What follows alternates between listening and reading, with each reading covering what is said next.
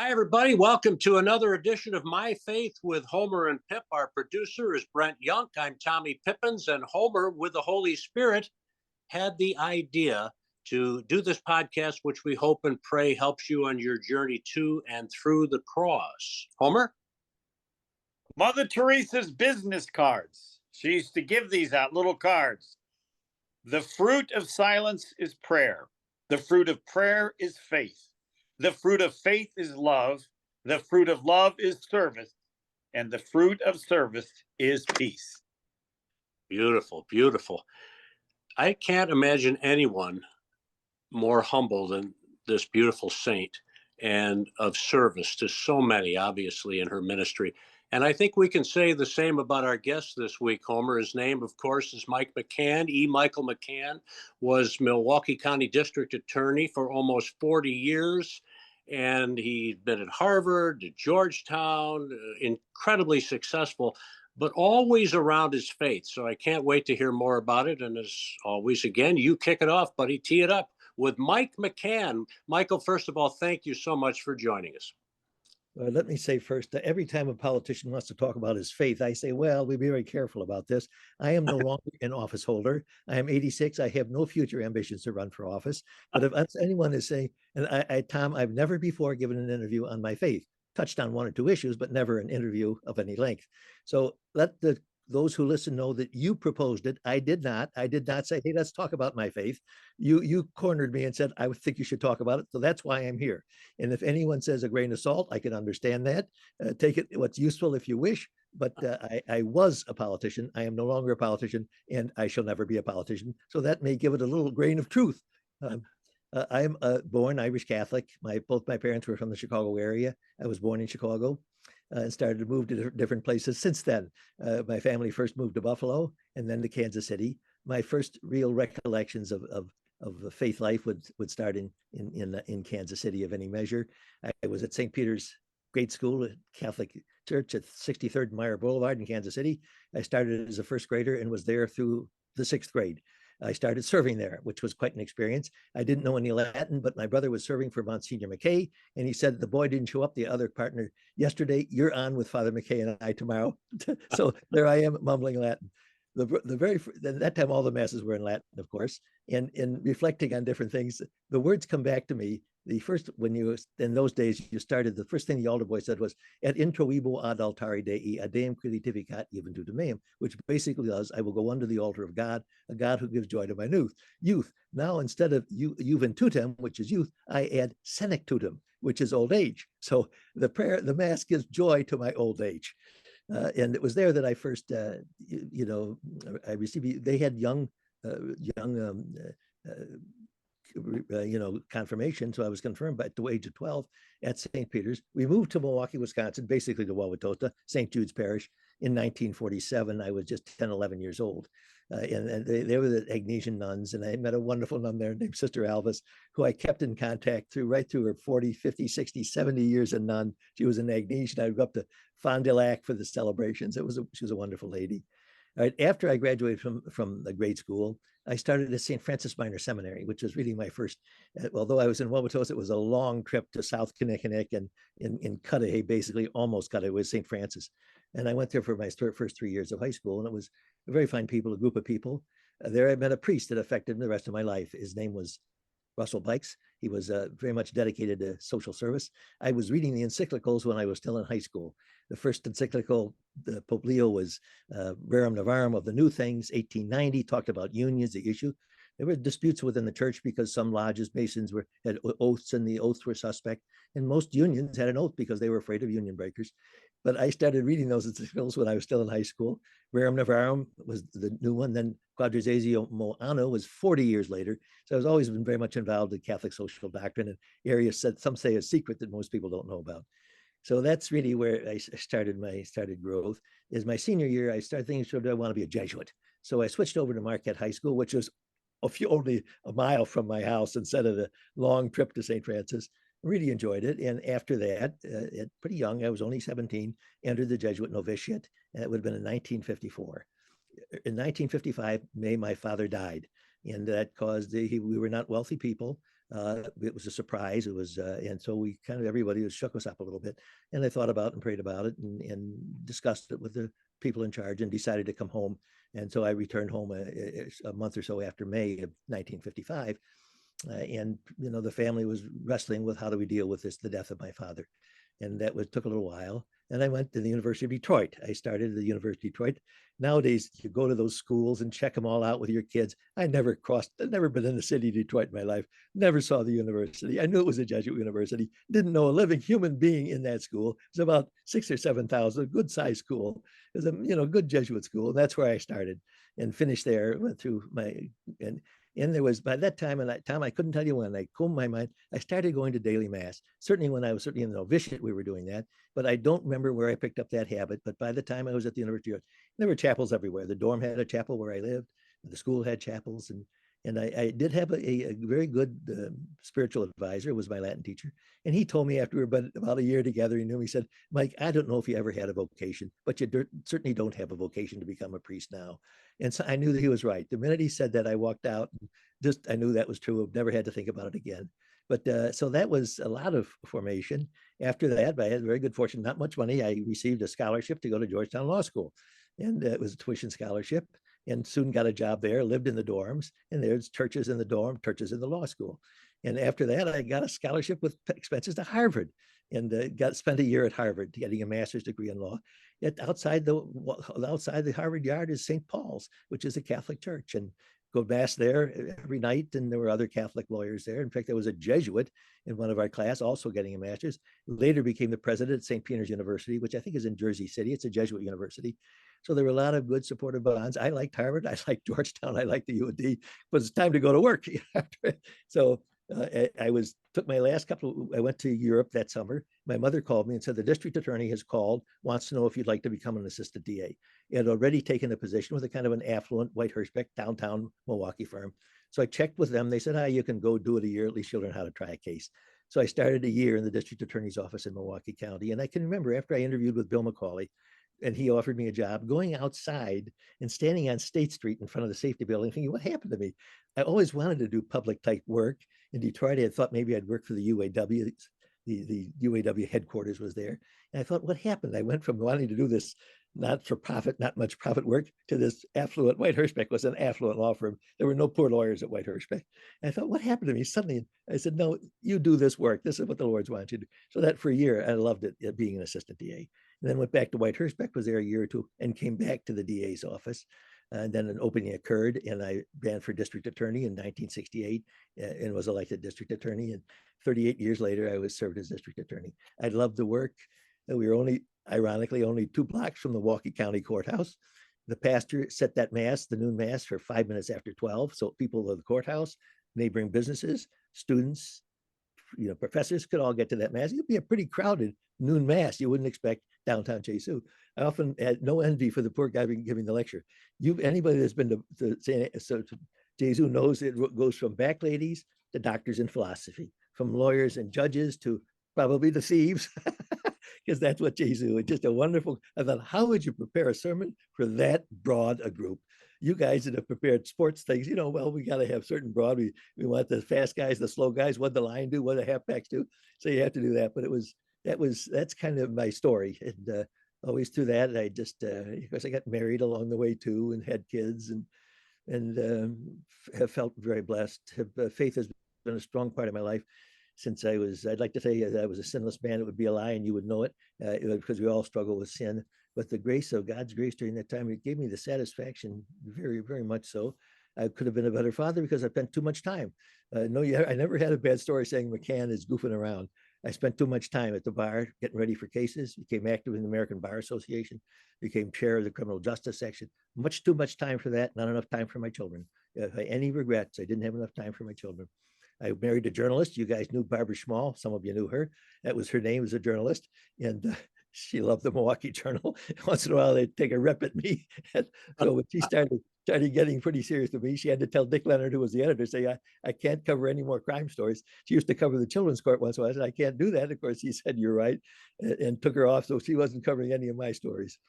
Well, we both got married. We were pushing our mid-30s by that time. It was always an Irish Catholic courtship.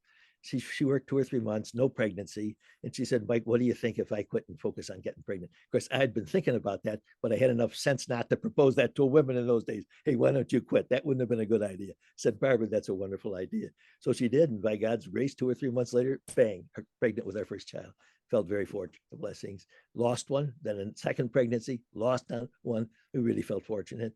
She was always supportive. She understood being in public life, what she knew the journalism and so on. And so it was by God's grace. She died in 2017. Very fortunate, a girl that I'd known for many, many years.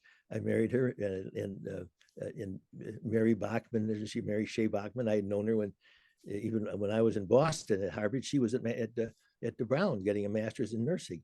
So by God's blessings, I've married to another very wonderful wife and have being extremely fortunate. God's blessings all the way through. I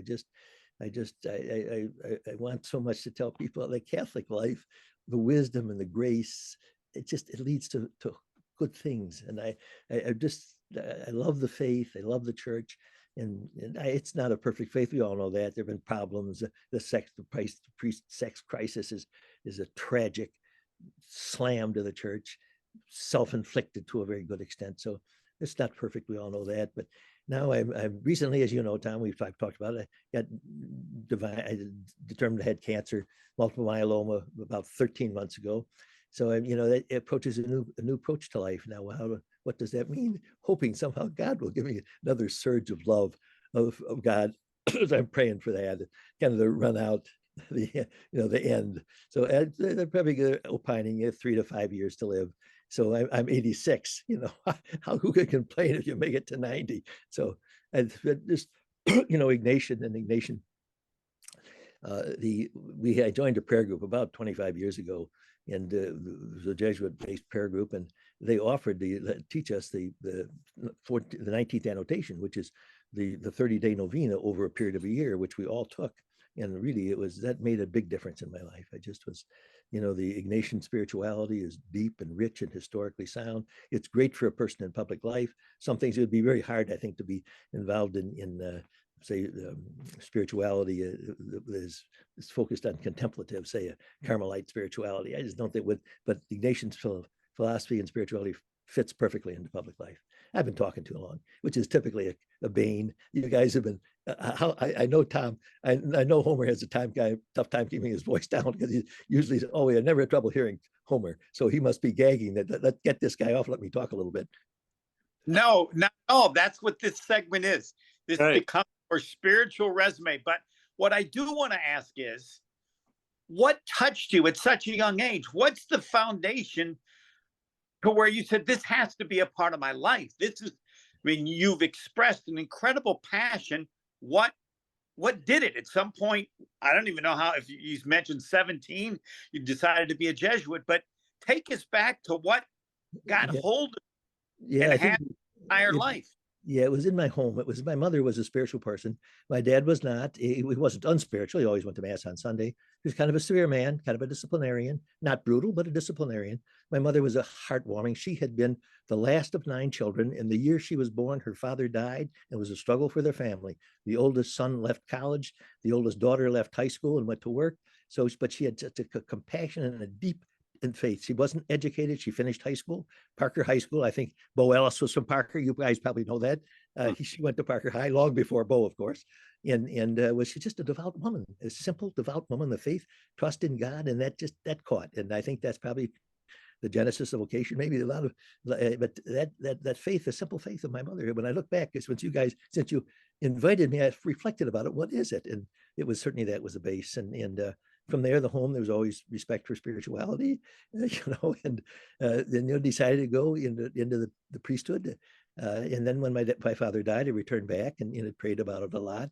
And then had my good advice. I mentioned a Jesuit at the University of Detroit, said, Mike, you don't have a vocation. He was right. I have no doubt about that. But by that time I was going to mass every day. And people, somebody's going to say, oh, he must be devout. Let me tell you, there's a misapprehension about a lot of those people that are in church every day are there because they need to be there, not because some superfluity of devotion. I was there every day because I needed to be there. As those are tough decisions you make as DA.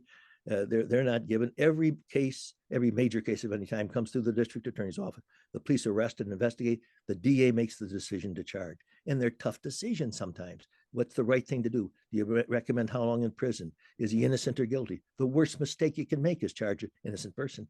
And that decision is made in the DA's office and the jury decides. So those are weighty decisions. And I always felt strength. I could pray, dear God, give me the grace to make a wise decision in this case. Holy Spirit, please be with me. I'd just be praying, and of course you got to read the books too. You got to know what you're doing, study the case and so on. But that came a certain basic joy. Again, I want to reiterate, I am not devout. Well, you guys, when I had a little trouble hooking up this morning, I think I let go, not with the profanity, but I let go of the swear word. Devout people don't have swear words. I had the wonderful option. A guy named Fred Becker gave me jobs in construction every summer. My dad was dead. That money was very important. And there's tough talk on construction sites. I love the construction guys. There's no affectations with lawyers. You're working with affectations, and not guys who work construction. Very few affected guys. So they're right, straightforward guys. You got to like them very much. But I picked up a little rough language, not profanity, not taking God's name in vain, but some language that you shouldn't use in the home. And so, anyway, some of that devout man, yeah, you should hear him talk sometimes. So, I just felt that that faith was a root, a base. And as I struggle with different things in life, I could turn there to that faith for the grace and the wisdom and the direction. The toughest time of my life was probably when I was working and about before I got married in my mid-30s. There's a period of life I was single, and I remember a Jesuit named Father Frommelt was I advised him. He lived in the area. I could call him. We get together and talk. He was really good advice when I needed it, and so I just felt the support of that faith, the church, the beauty of our prayers and the strength of the Mass was just not that I knew then as much as I do now about the Mass. I appreciate the Mass much more since we started this Eucharistic revival, reading more about what communion is. I've always believed was the real body and blood of Christ, but to say, where Christ says, if you receive me and I'm in you and you are in me. But there's one additional thing. I believe that he is in me and I'm in him, because that's Jesus Christ saying that. But there's also something, St. Paul, I think it was St. Paul that said, I live now, not I, but Christ within me. Haven't arrived there. Would like to get there, because I don't think it's quite like St. Paul. What does that mean? Every reaction is Christ-like. Not there yet. Hoping maybe with prayer I'll get there, but I don't know if I have enough time. All right. I want to know, when have you felt the closest to God?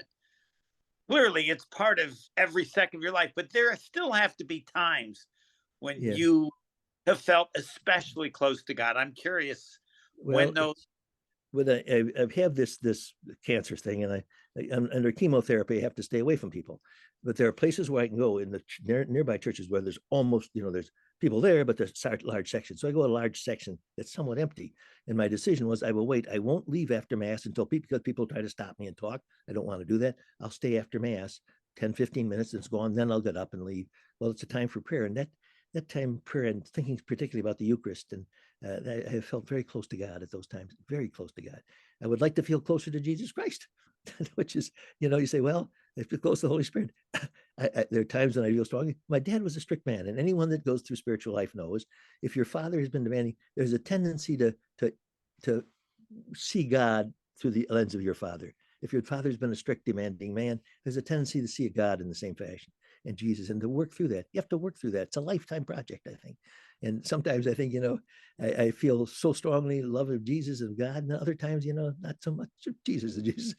So that's something I have to work through. It's a lifetime project. You think, my God, you're 86 years old by now, you'd have this squared away. Well, I think there's a lot of space where I could love Jesus more. And I know that, and I want to do that. But there are times when I feel very close. Yes, I'd say after Mass alone, praying alone, I feel the closest. That's what I want to ask next. If you have 60 seconds to talk to someone who has a growing faith or is curious about a faith, give us those 60 seconds. Persevere, no matter how you feel up and down. They'll be good and they'll be bad. It won't be a simple straight road. Persevere. The ups and downs, the days when you feel doubts, the days when you feel great strength. Don't let those are the vicissitudes of emotional life. We all change from day to day. Stick with it.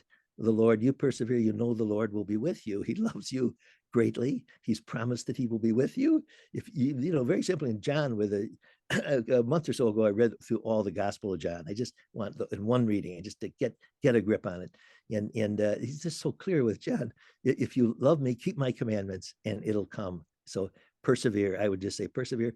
Who doesn't feel that? Why I'm not getting? I'm praying for this. I never get it. I see, don't, God isn't answering my prayers. The answer to the prayers can come in very different ways. The older you get, the more you look back and say, well, here's how I read the situation then. By God's grace, it didn't happen. Now I see why it didn't happen. I'm so grateful that it didn't happen. So persevere. My advice would be persevere. And of all the people that have touched your life with their faith, is there one at the top?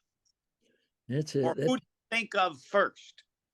Well, that's an interesting question. I've been blessed with a number of people. I guess I'd have to say my mother.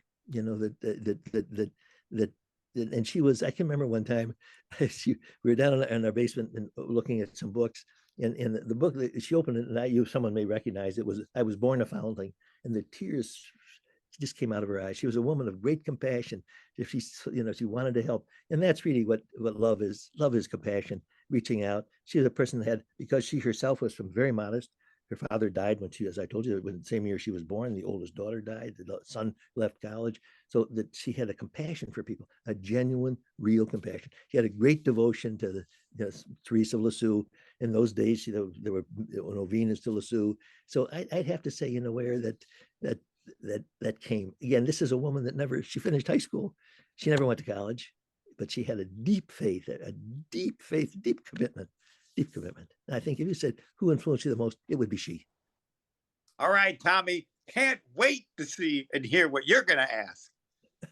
I feel like everything's been covered. Mike, incredible. You still got a lot in your fastball, Mike. You're like Bob Uecker. It's incredible. And I think what really stands out to me, and I've watched you worship in Mass, and you're so humble when you're contemplating the Eucharist with your head down after and what have you. But this joy that you have in the midst of walking through cancer and what have you, and this zeal to learn more and more, where does that come from? I don't know. It's an interesting question, Tom, but it's certainly there. When you always say, "What is God's will?" As a Jesuit, basically, what is God's will? Well, when that cancer doctor said to me, "You have cancer," I said, "Well, you've been asking for God's will. However God wills it or not, here it is." And I wasn't. I'm 86, 85. I wasn't overwhelmed by it. I said, I knew it's coming. My classmates are dropping off to the left and the right. I got a message just the other day of another classmate died. So I just thought, well, here it is. Now you know what lies ahead. There wasn't great anxiety. There wasn't, damn it, what happened here? There wasn't. There was acceptance and okay, let's make the best of it. And went home, told my wife and kids, hey, I got cancer.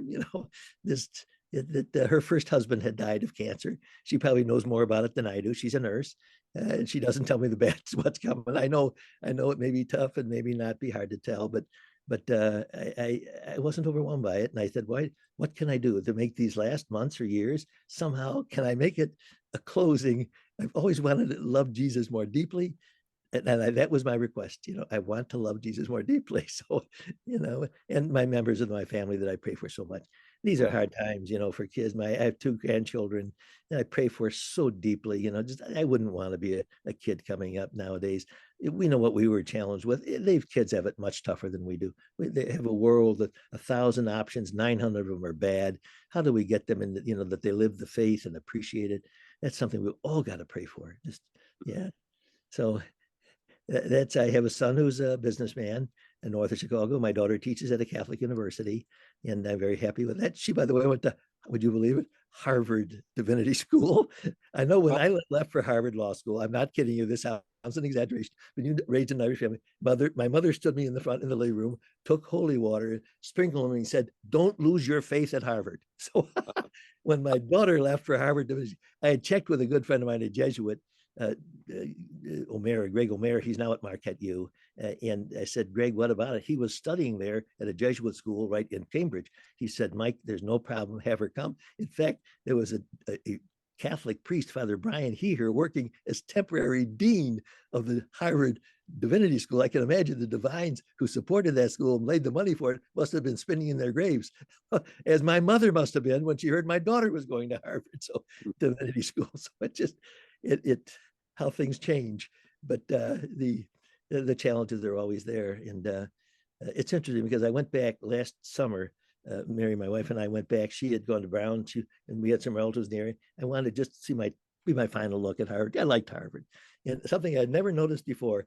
High over the main principal building is the following, chiseled in the stone: non sub homine sed sub deo et lege. Non sub homine sed sub deo et lege, which means not under man, but under God and the law. Here at Harvard, I never noticed it when I was a Wow. student there. I'd never Wow. noticed it. So I thought, my goodness. You You might know, say yeah, that, Homer turned me on to Saint Mother Teresa of Calcutta. I mean, he's just absolutely amazing. And I think one of her sayings was, "I'll accept whatever to God. I accept whatever He gives, and give whatever He takes." It sounds as if you're living your life that way in times of joy and in time and challenging times at all. And I wonder if you could relate that to others who are going through trials and what have you. How does that look for you, and what encouragement might you offer to those who are really struggling in their faith in yeah. this day? Oh yeah. I want to be honest. I've been fortunate to have some people have a terrible time at chemotherapy. I have not. Somehow it just hasn't been as difficult as it has been for most people. I can't tell you why, whether it's modest though, but right now it's basically suppressed. It'll come back. There's no question about that. It's hard except to say faith. There's no other answer. What can you turn to, except to, and for those that they're coming back to faith, have been away from faith, the Lord wants you. We'll never forget Dismas there on the cross. He got talk about a last minute reprieve. Hey Lord, remember me when you get to the kingdom. I will see you in heaven. That's a guy talk about turning at the last minute. This guy is dying, and he asks, and he said, "Well, you don't worry, you'll make it." So there's always hope. We know that hope is, no matter how we've lived, that's there. He died for us for that reason. It's all seems wild. I just that's the beauty about the hope of the Catholic Church. Persevere. Say no. The enemy's gonna decide, no, you don't have a chance. I remember Bishop Hying, who is the Madison bishop, hearing him speak. He said that he was in a chaplaincy work as a chaplain, and his chaplain, the guy said, go up in room 202, and he goes up there, and the guy sees him come in. He's got a collar on. He says, "Get out of here! I want nothing to do with you." Curses against the Catholic Church, and Hying says to him, "Look, I'm here because I was signed to be here. Could I just sit quietly? I'll just come once in a while." He says, "Okay," but so he goes like 3 or 4 times, and he just sits quietly. This guy has cursed out the church. Suddenly, the guy starts to cry, Hmm. and Hying says, "What's wrong?" He says, "I've been terrible all my life. I've been a rotten person. How can Christ forgive me? I'm a Catholic. How can God forgive me at this point in my life?" And of course, he starts to talk to him. Talk about grace. I love Hying for many reasons. That's just one of them. But that patience and goodness. There's no last minute. Christ came down here to die for all of us, the good ones, the bad ones. We know he especially came for the bad ones. I want to say something about my work too, which I think is important. I had the very first of all, when Christ took a model for Christian love, he took a victim, a crime victim, and he took a guy that's saying you can manifest your love by caring for crime victims. In my work, that meant something. But he also said in Matthew 25, visit the imprisoned. He wasn't forgotten about the imprisoned.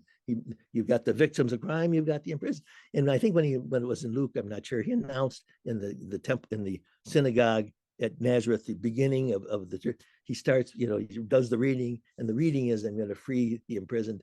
Well, of course, some of the imprisoned for them were punishment, people that were totally innocent. They were political prisoners and so on. So there's always that right there.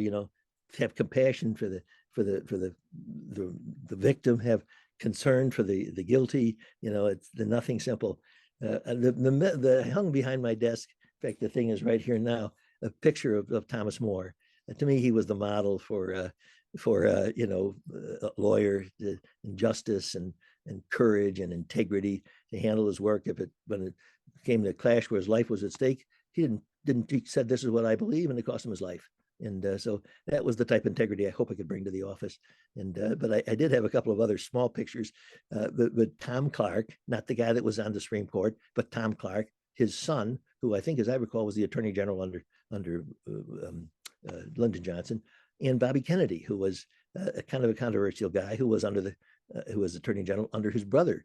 So that's kind of a spread from a probably conservative to a rather liberal. Tom Clark was everybody considered quite a liberal guy. I thought he was a good Attorney General. And Robert Kennedy, of course, met with a tragic death. We all know that, how sad that was. So there was always, because there was the office, the decisions are rich, justice is the issue. And boy, there wasn't no mind run. You tried every day, and I was blessed with a very good staff.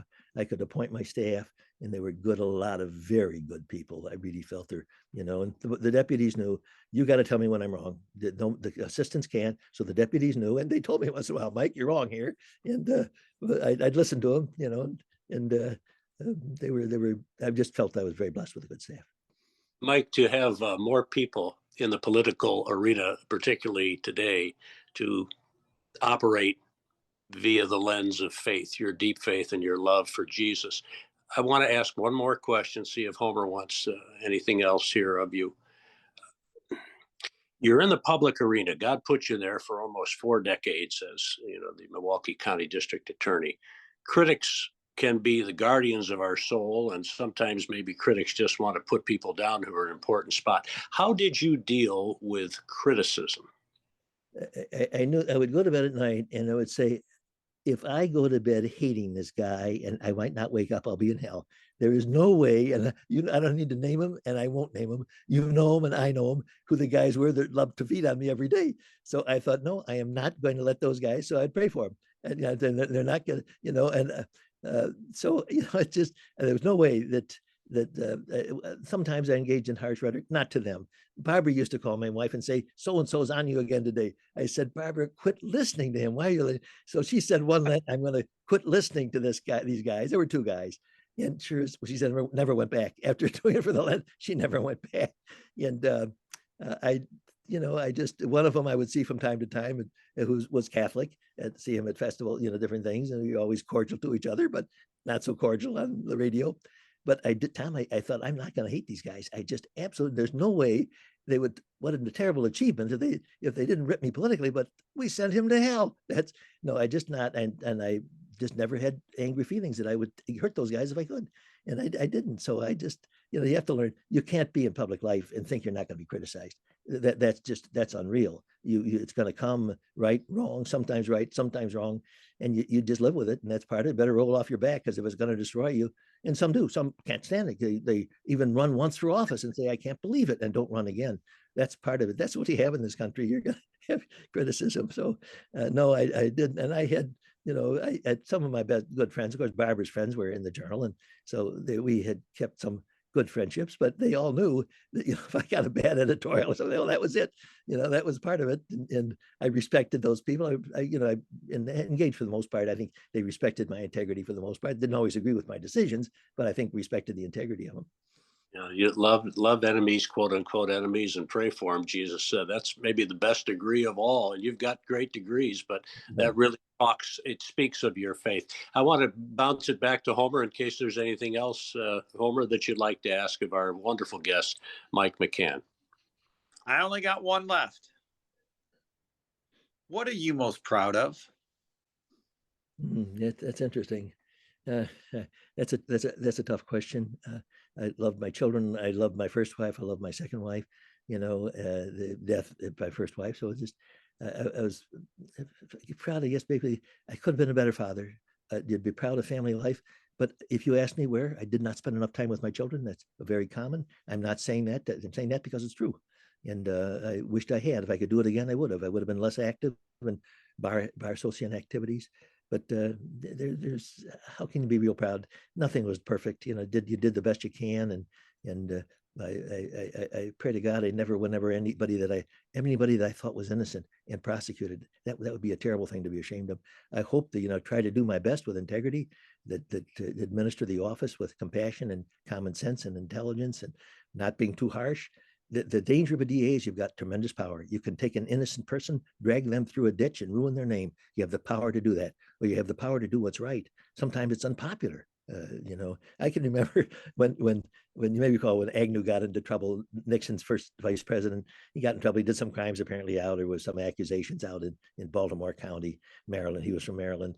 The DA resolved it with a guilty plea, and Agnew was out of office. Bang, it was over. There wasn't contested splitting the country, tearing it apart. I thought that DA did the right thing. My neighbor, who was a conservative Republican, he was furious. He wanted Agnew to go to jail. No, sometimes you make a tough decision that's in the best interest of the country that some people won't like, but you do what's right. I thought that DA, whoever he was, it was a Republican, I assume, made the absolute right decision. I knew it would be unpopular. And I think Ford's decision, as I recall, he gave Nixon a pardon, whatever it was. I think Ford made the right decision too. Don't tear the country apart over that issue. But it probably cost him the election because Carter came in, that was an issue, and Ford was out. And Ford was a pretty popular guy, pretty well liked. But so there's tough decisions that you make. We're confronting it right now. How can you win if you're for Trump or against him? How could the country's going to be torn apart if he's charged or not charged? What's the answer here? You hope that very prudent DAs do the best they can, do what's just, but there are going to be a lot of unpopular decisions before this thing is over. Unpopular what the DA did or didn't do. Unpopular with juries, it's harder to attack a jury because they're not that influenced. But we're ahead of us with a tough ride, a tough time, and pray to God we have intelligent public officials that don't come at it vindictively. All the harsh rhetoric doesn't serve. The public knows we are not well served by this harsh rhetoric. You don't have to, but how can you get those politicians? The vindictiveness and the antipathies are much stronger now than they were when I was in office. Much stronger. I feel sorry for people in public office. We pray for people in our church for public office. Pray for them. They need it. Anytime people prayed for people in public office, I appreciated those prayers. And I'm not saying that. I mean that in my heart. I'm grateful to God that people were praying. Well, I can tell you that I had an agenda because years ago, someone said to me, when I had said I'd seen you at church, he goes, "You just have to know, it would be more important for him that people knew he was a faith-filled man than any job he ever held." Well, that's true. That's true. I agree. I hope the Lord's listening. Well, just so you know, a faithful man that knows he needs the Eucharist every day. And that you need to persevere. Homer, yes. We've been magnificent. Unbelievable. Yep. We're done. I'm done. You keep going if you want. Well, I think we can talk all day. Got to get moving, and everybody else does. But Mike, thank you. As you said, maybe you hadn't shared your faith on this kind of a forum. You and the Holy Spirit knocked it right out of the park. And just piggybacking on what Homer said, to be most proud of, you're a great man of Christ. And we thank you and wish you all the God blessings, you and your family, all of your loved ones.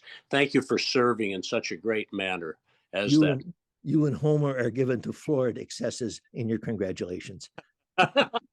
Okay, we'll admit, at least on my end. Take good care and God bless you. We appreciate you again. Mike McCann. Michael McCann, our guest on My Faith with Homer and Pip. For the Homer and our producer, Brent Young, I'm Tommy Pippins. We hope you've been inspired by this marvelous share on your faith journey. As a great friend of mine says, Tom, I've read the last book of the Bible.